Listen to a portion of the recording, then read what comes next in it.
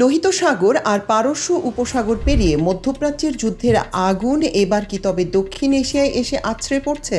Iran ও আমেরিকার মধ্যকার যে রক্তক্ষয়ী সংঘাত এতদিন ধরে চলছে তাতে কি এবার সরাসরি জড়িয়ে পড়তে যাচ্ছে পরমাণু শক্তিধর দেশ পাকিস্তান? হ্যাঁ, আন্তর্জাতিক মহলে এখন সবচেয়ে বড় প্রশ্ন এটাই। ইয়েমেনের ইরান সমর্থিত হুতি বিদ্রোহীদের সম্প্রতি এক মিসাইল হামলায় পুরো ইসলামাবাদের ঘুম উড়িয়ে দিয়েছে, আর এর ফলেই তৈরি হয়েছে এক ভয়ঙ্কর পরিস্থিতি যা চিরতরে বদলে দিতে পারে মধ্যপ্রাচ্য ও দক্ষিণ এশিয়ার ভূরাজনীতি।